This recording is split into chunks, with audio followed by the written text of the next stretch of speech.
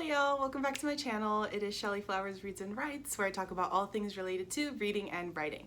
I'm your girl, Michelle Flores, aka Shelly Flowers, and today I'm going to be doing my July wrap-up. So, July was a very good month to me. I read 17 books in total. That hasn't happened to me since I was in high school, I think. And even in high school, I don't think I ever read that many books in 1 month. So, wow, we're doing it, huh?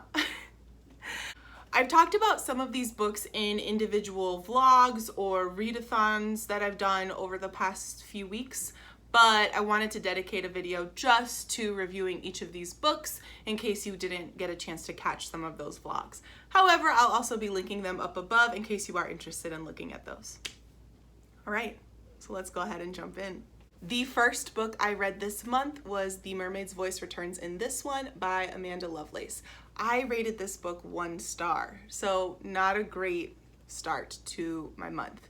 I also read this for the Mermaid Marathon, so I won't get into too much detail about this book, but essentially I just did not like the style of poetry that was presented in this book. I like my poetry to have a lot of imagery and to have complex metaphors and allegorical pieces to it, and this just did not provide that for me. I am also giving away this book, so even though I didn't particularly like it, I think if you are someone who's new to poetry or who struggles to understand a lot of more traditional forms of poetry, this book might actually be a great gateway into understanding poetry. So if you are interested, please let me know. Send me a DM on Instagram and I'd be more than happy to mail it to you.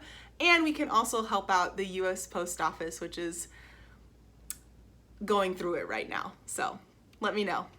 Next, we have Sea Spell by Jennifer Donnelly. I also read this for the Mermaid Marathon. I gave this book 3 stars. I like the story and the construct a lot, but I don't really appreciate the representation of it. That being said, I would compare this to like a summer blockbuster, almost like the Pirates of the Caribbean movies, where it's like the plot doesn't really make sense, but the vibes are there. So if you're into that, this is a great series, The Waterfire Saga. This next book I also read for the Mermaid Marathon. This is Crossing the Water, and I rated this 4 stars. I thought this was a fabulous, fascinating look into Afro-Cuban religions. It's essentially a photo essay book. So the 2 authors, Claire Garut and Annika Wambach, both traveled to Cuba many times in the early 2000s and became practitioners of various Afro-Cuban religions. It was just really nice to get this view of these religions that are oftentimes misunderstood and misconstrued. I only rated it 4 stars though instead of 5 because the 2 women who depicted the whole book are not Afro-Cuban themselves, and so I felt like throughout the book there was still this sort of voyeuristic quality to it. And even though I really loved the subject matter, I think the depth of it could have been more if the people writing the story were actually of those religions and were Afro-Cuban themselves. Next up, we have the first audiobook that I listened to this month. It is Why I'm No Longer Talking to White People About Race by Edo-Lodge. I rated this book 4 stars. I thought it was really interesting, and what I really appreciated about it was a conversation about race that did not center the United States. I personally think that this is the biggest flaw that race conversations in the US have. America, as many non-Americans know, tends to be very America-centric. There were 3 chapters in particular that I thought were fascinating and I just need to do more research on. Fear of a Black Planet for sure, the feminism question, and race and class, because I think oftentimes in the US, similarly or really differently, we separate feminism from race from class, and what this book does is show how race infiltrates each of those issues. I think all of this was so fascinating, and the only reason I rated this 4 stars was because I wanted more. And it was a very short book. It was only 5 hours long. So I am going to be doing more research on this. You know, I read a lot of different genres, as you can see from my reading goals video. So I'm hoping that I can just continue my learning and my unlearning of all of these different topics. Highly recommend this book. All right, next up we have The Poet X by Elizabeth Acevedo. I rated this book 5 stars. This was a reread for me. I actually listened to the audiobook a couple years ago, which I also highly recommend. It tells the story of Xiomara, who is a Dominican American girl living in the Bronx, and she is just full of questions. She's got a very curvy body, and being an Afro-Latina, there's a lot of issues that come with that. And though I myself am not Afro-Latina, I identified so much with Xiomara as a character. She talked about the ways of other people's perceptions of her body and how that made her a target from both men, but also her mother, who wanted to almost control her figure, literally and metaphorically. And especially the conversations about religion. Like I said before, I grew up in an Assembly of God Pentecostal home, so even though I did not have the Catholic implications that are talked about in this book, I remember having conversations with my own pastor about questions I had regarding my faith.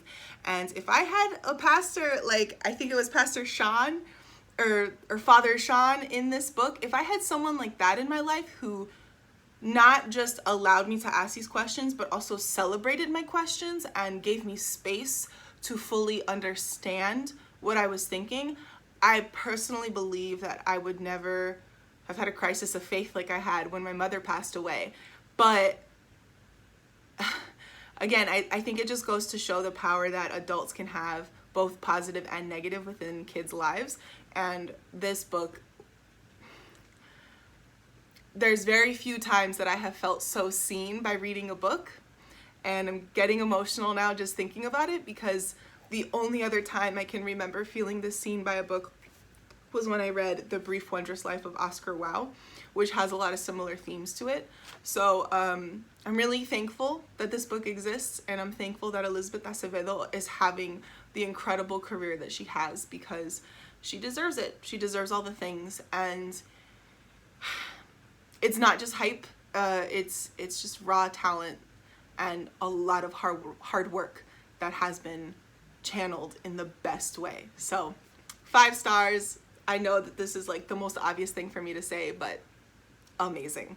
I loved it.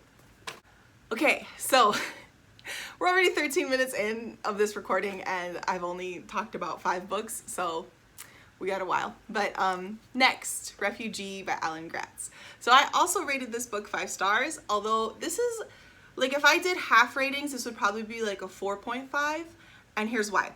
I think the perspectives in this book are so fascinating. So it tells the story of 3 different refugees from 3 different countries in 3 different time periods.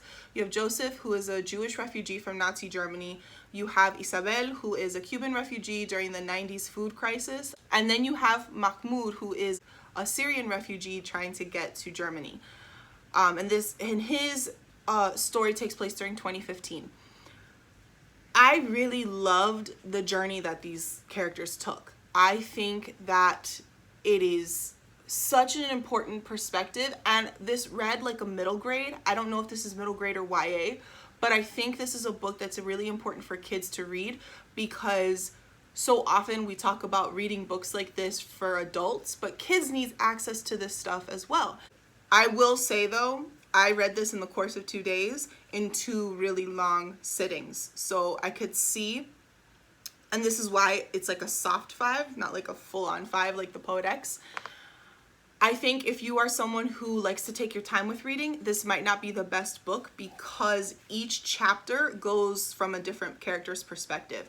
So I can imagine if you're someone who only reads about 10 minutes at a time, then you would be really jarred and confused every time you picked up the book. But if you're someone who's willing to give a book like an hour or 2 and just like keep up that momentum, I think that's what makes this book really strong. Next up, we have Incendiary by Zoraida Cordova. I rated this book 4 stars. This is the first book in the Hollow Crown series. I really enjoyed it. It takes place in a world inspired by Inquisition-era Spain, in the land of Andalusia. So if you've ever been to Spain, that word sounds familiar. And that is something I so appreciate about Soraya Cordova's work. There are so many nods to Hispanic culture and to Latinx culture, and she doesn't explain it. It's just there. And I think she does it in a way that works so that even if you don't necessarily speak Spanish or know about some of these terms, you can still get an idea of what is going on. But if you do recognize these words, then it's sort of like an Easter egg. I really appreciated this because it was a good example of a good first book of a series. Like, I read this and I could tell she's thinking about the long-term trajectory of this story. So there weren't necessarily any big, like, crazy plot elements. And I'm kind of thinking of Children of Blood and Bone when I think about this, which is just packed with so much stuff. Instead, this is much more of a slow burn, almost like a mystery. And then when it's finally discovered, it sort of leaves you at like a cliffhanger so you can get ready for the next book. That is what I really appreciated about this, and I rated it 4 stars. Primarily because, like, structurally awesome, the writing is great, the characters are starting to get fleshed out, but it's not like mind-blowing in what happened. And again, it's just the first book in the series, so I know once we get the ball rolling with this, it's gonna be a lot better. Also, I just realized I forgot to put on my wedding band, so I'm gonna go do that because I'm a bad wife right now. Okay, your girl got her life together. So let's talk about my next book. This is Animal Flame by Michelle Lewis. This is a book of poetry from Conduit Press, who is an independent press. I bought this book when I submitted my full-length manuscript for a competition and I wanted to support a small press in the process. I rated it 4 stars. I think it's a very fascinating book, although I will say if you're someone who's newer to poetry, it might be a little bit more difficult to access. I personally loved it. It talks a lot about really heavy topics such as understanding your place in the world, sexual assault, things like that. So trigger warning for those kinds of things, but I do think the writing in here is really beautiful. Here's a line from one of the poems that I really enjoyed. The poem is called Rivulet Flame, and I'm just gonna read the last couple stanzas. The siren seeped its stain into the sky, an empire unfolded in my ribs, exhilarating now the blood I was born to. We were always traveling at night. So this is what I'm talking about when I'm saying like the language might feel a little bit inaccessible. I really loved this though because I love the imagery that's being presented here. It's bringing up a lot of imagery and it's making me think of a voyage that's going to be challenging, difficult, but something that one is prepared for, recognizing the challenges that might come ahead. So I found this work to be really moving. Highly suggest you guys buy it, especially if you're participating in the Sealy Challenge, where you're supposed to read 1 book of poetry for every day in the month of August. This would be a great option. Okay, book number 9, I listened to another audiobook. This is Influencer by Brittany Hennessy. So I rated this book 3 stars. I think there's a lot of really great information presented in it, but at this point in my career, I already knew a lot of the stuff that was brought up. I think in some ways this is another case where I wish I had a physical copy of this book so I could go back and reference some of the things talked about. I know that there were a lot of really good nuggets of information that were really solid. Some of the stuff that I really appreciated that I wish I'd learned when I was younger was just basic professionalism. Stuff like sending a thank you note whenever you go on an interview, or if someone offers to buy a flight for you, don't try and finagle your way into getting more stuff out of it. The information is good, it just wasn't particularly helpful to me. Next up, we have Poetry, a Writer's Guide and Anthology. I rated this book 5 stars. This is a craft book of writing specifically for poets and poetry. I loved it. I know that one day when I do become an English professor, because I'm manifesting that goal in my life, this will be a book I use in my class. I'm actually planning on using a lot of this stuff for my literature unit once school starts. I think this is the best craft book of poetry I have ever read in my entire life. It is accessible. It breaks information down in a way that is really bite-sized chunks.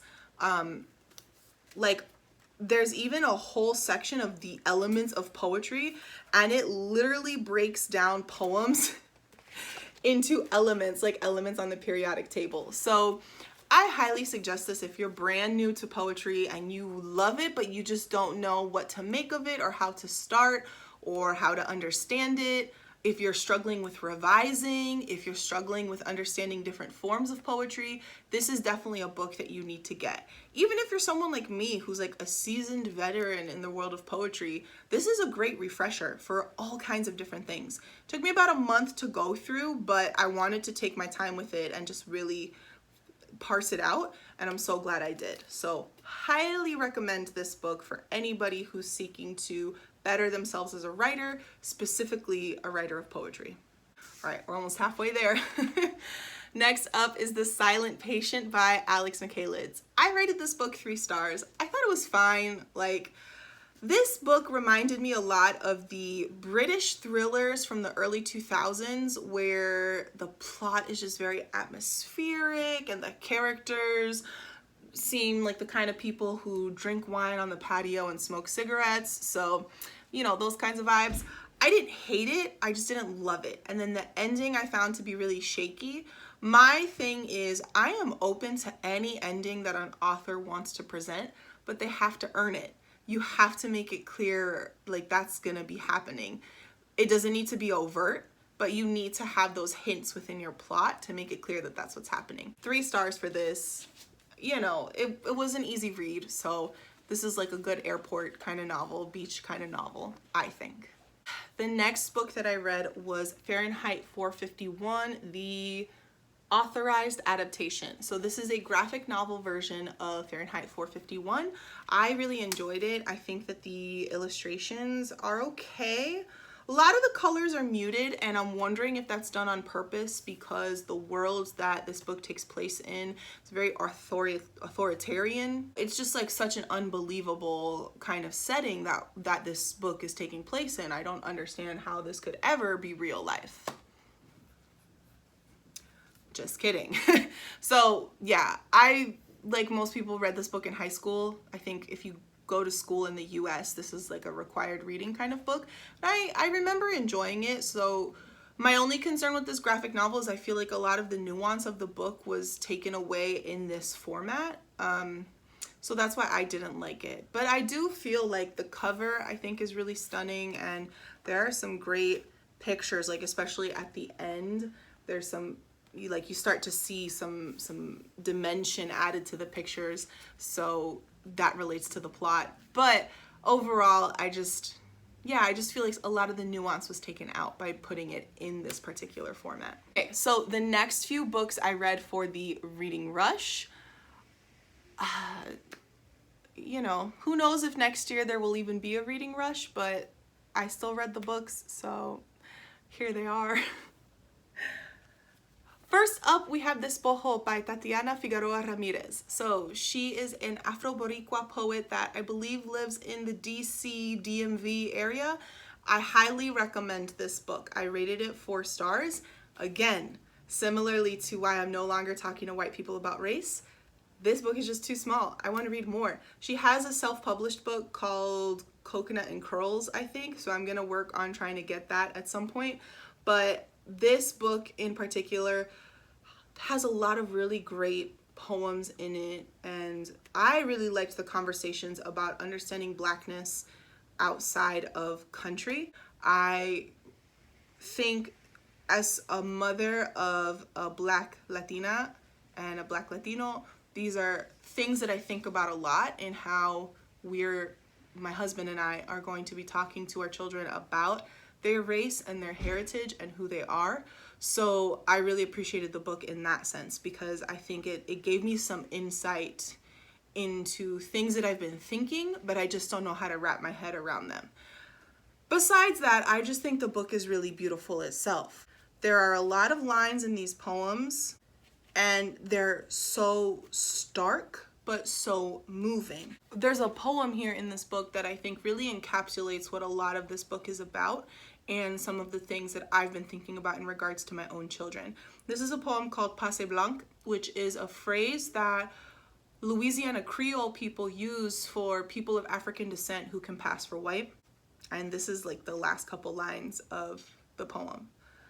To benefit from passing is to deny my name, is to denounce the mothers who forged the rivers in my blood vessels, is to forget the island womb, is to neglect the struggle that spelled my bones.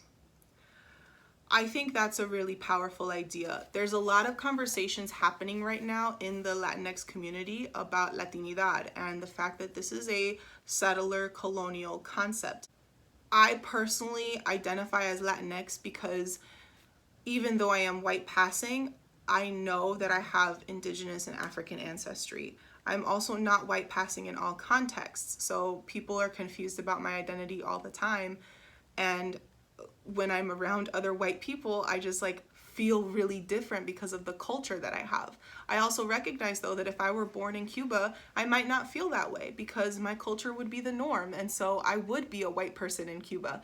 So what I'm saying is that identity, especially Latinx identity, is really complex, and the ways that we talk about it needs to be a lot more nuanced than it has been for a long time. For a long time, it was literally, and you'll still see this a lot of times, it's like, we're Latino, we're all mixed, we all have indigenous ancestors, we all have African ancestors, we all have white ancestors, it's fine, we're all mixed. And it's like, while that might be true in a lot of cases, there's also a lot of people who are just straight up European descendant. And there are a lot of people who are none of those things. You have a lot of Asian Latinx people, especially in western part of Central and South America, where there are a lot of Asian immigrants coming into those areas. So I just think it's really important that when we talk about identity, we look at it with nuance. And that's what I love about this book. Even though it's so small, it does that. And I am so thankful to her as an author, and I highly suggest if you're also looking to participate in the Sealy Challenge, get this book, get into it. You will be thankful for it. This is the next book that I read for the reading rush, and this is Redwall, the graphic novel. I rated this 3 stars, primarily because the illustrations were all black and white and I would have liked to see it in color. I was obsessed with this series as a kid. I still have so many of the books in my dad's garage. It's basically like Watership Down, where you have these woodland creatures, but it's a lot more medieval. So you have, I think his name is Matthias, who is a knight, and he goes and saves his castle, and there's like a secret sword that gets mixed up, and there's the birds, and it's like just all kinds of woodland creatures getting into all kinds of adventures. So very fun, cutesy, like I think this was middle grade before middle grade was a term. So if that's your style, definitely check this out for classic children's literature. All right, the next book that I read for the reading rush was Contact by Carl Sagan.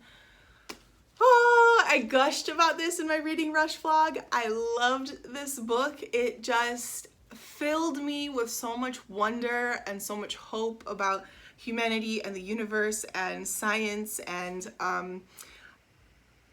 I think in some ways it kind of like helped me reconnect with my faith, which is crazy and not something that I was expecting. But as someone who has struggled to come to terms with how she understands religion and how she understands the idea of God and her place in the universe, I really loved this book. I loved Dr. Arroway as a character. I think that she is someone who I hope to emulate, you know, just being very skeptical but open to new ideas.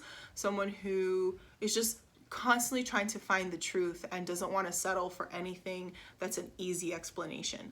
I really admire that quality in people and in characters. So I loved it. I do think some of the sci-fi references are a little bit dated because this book was written in the 80s, but I think the big concepts are what really stick out to me. So one of the lines that I really loved, there were so many, and that was something that I wasn't expecting, was to love the language of the book, because I read a lot of the reviews and they talked about how the language was kind of difficult to get past, but I had no issues with it. And maybe it's because I'm someone who thinks a lot about these big concepts and these big picture ideas. That's why I didn't mind it so much. But there were a lot of really good questions brought up in the book. And one of the questions was, what is there in the precepts of science that keeps a scientist from doing evil? I think that's a really important question, especially nowadays in this pandemic. I think we have this idea that scientists are automatically objective and automatically just looking at straight up facts, but that's just not true. I think too often science, when left unchecked, can actually be really harmful. And that's what this book is about this idea of like using science and ethics and religion to make people better. And I just wish we had space for those conversations right now. We've just become so dichotomous as a society that this idea that you can be religious and scientific is somehow seen as impossible, and that's just not the case. So I love this book. I need more hard science fiction in my life, so if you have recommendations, please let me know, because I would love to read more books like this. The last book that I read for the reading rush was Will Smith, King of Cool. Now, this is a biography. I don't really like biographies. I rated this 3 stars. This book was also published in the year 2000, so this was right in the height of like, Will Smith can do no wrong, that era. And reading this book, I actually realized how much Will Smith has impacted my life, just as someone who has consumed a lot of the media that he's been a part of. I grew up watching Fresh Prince of Bel-Air. I grew up watching all of his summer blockbusters. I grew up listening to his music. I'm from Miami, so like, Welcome to Miami was the anthem in 4th grade. This was like very much nostalgia feels for me. That being said, it's clearly a biased biography. He's not the big blockbuster star that he once was. I am interested to see if as he gets older, he's gonna push for more of these smaller, more intimate roles. He kind of is already going in that direction, but I think it's gonna get time for him to fully transition into those sorts of roles. I do think he's a very talented person. I did not know, but he had a full ride scholarship to MIT. I didn't know that. So clearly he's an intelligent person. Clearly he knows what he's doing. And I just really liked getting to read about him. There's also a lot of stuff in here about Will and Jada earlier on in their relationship, which was like, ooh, I did not plan to read this book because of the entanglement, but it worked out that way. And it was just like,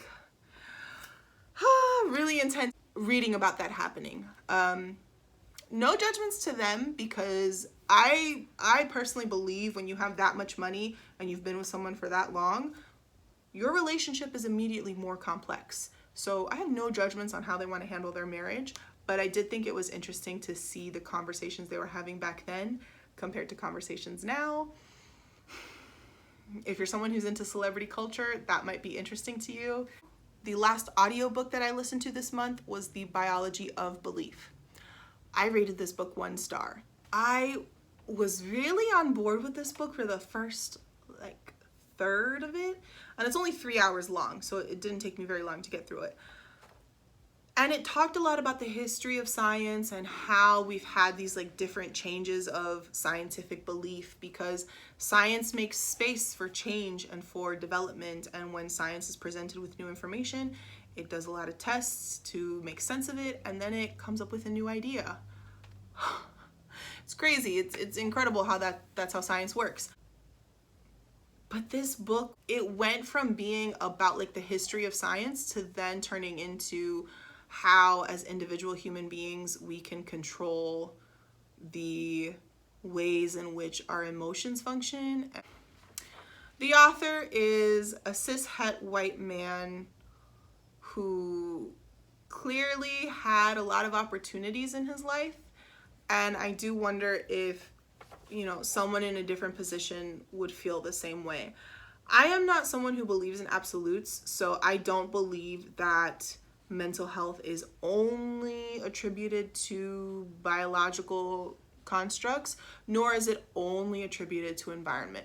I actually believe it's a little bit of both, but this book was kind of positing that it's only based off of your own individual choices. And I just don't believe that. I think we are all individuals that live within a society, and so sometimes I don't have choices in the same way that someone else might have. I just think the world's a lot more complex than that, and it's okay to allow for that kind of complexity. Now, I do also believe to a certain extent that you have to create certain habits for yourself in order to maintain a positive mindset. Like for me, I have to exercise. It's not because I want to lose weight. It's not because I think if I exercise, my body's going to look better. It's because I get so much anxiety that I need somewhere to put that energy. So exercise helps me out. I've worked on this with a therapist. That's what they've recommended, and I see immense differences when I do that. However, I still have waves and months that go by where I lack a lot of motivation to do things. And even though I'm trying, you know, I'm going to the gym and I'm spending time with my kids, I'm trying to spend time off of social media, I still struggle. I think that that is a valid experience. And so telling someone, just think differently about it and it'll be fine, it's not helpful. It doesn't actually accomplish anything. So I don't really recommend that book to anybody. I don't think it's helpful. I don't find it to be useful. I don't want to take away from the credentials of the author because they are a research scientist and they do clearly know what they're talking about. I'm wondering if maybe it's just the format of the book. I think it's just too short and the explanations are way too surface level. Maybe if they had backed it up with some kind of research they'd done rather than anecdotal evidence, I'd feel differently, but overall, it just wasn't for me. The last book that I read this month is Bee Season by Mila Goldberg. I rated this book 3 stars. I thought it was fine. It's one of these books that was written in the early 2000s, and it's very much of that genre of like, we're a dysfunctional family, but we've got a spunky little girl as the main protagonist of this story, and she's gonna do whatever she wants to do and be a trailblazer. There are so many movies from the early 2000s that are like that, and so many books that are like that, and this was just another one of those books. And this actually got turned into a movie afterward because it talked a lot about Kabbalist practices and Jewish mysticism. I thought this book was like fine. I didn't hate it. I think Mila Goldberg is a very good writer, but the characters themselves were so unlikable, and I have a hard time with that. Like, I can handle a couple of unlikable characters, but when every single character is unlikable, I'm kind of like, what is the point of this? Did the author have fun writing this? I don't know. So that's all. This is the last book I read. It was fine. Just wasn't great. I have 2 books that I DNF'd this month. I am trying to get through my entire TBR shelf. So what I've decided is that any book that's been on my TBR shelf for more than a year, I'm gonna give it 50 pages, and if I just don't care about the story after 50 pages, I'm unhauling it. The first one is The English Patient. You could probably tell if you watch my Reading Rush vlog, I could not get into this book. I read about 40 pages of it and I just did not care. It's not my kind of story, and yeah. The second one is The Charm School by Nelson DeMille. Similar thing. This book took place in Russia during the 80s. It was talking a lot about the Soviet Union in a very like pulpy kind of way. Again, just not even my style of book. I love a good John Grisham book, but that's not what I've been in the mood to read lately. So neither of these worked for me. I'm going to be unhauling them. If you'd like them, let me know and I'll be happy to mail it to you for free if you live within the US. But I don't want either of these. So if nobody wants them, I'm gonna try and sell them and be done with them. So that's it. That was a lot of books. 17 books total, 2 books that I DNF'd, and yeah, very good month for me. If you'd liked what you saw today, please make sure you hit the like button and hit subscribe. And if you made it all the way to the end of this video, go ahead and put the book stack emoji. Yeah, I think that'd be kind of fun. Now, I post videos every Wednesday and Sunday, sometimes Fridays. You can find me on all social media platforms as @ShellyFlowers. I also have a couple books for sale of my own writing, so if you're interested in that, you can find the links down below. And that is pretty much it, guys. Thanks for sticking around. Thanks for watching. Ciao, y'all.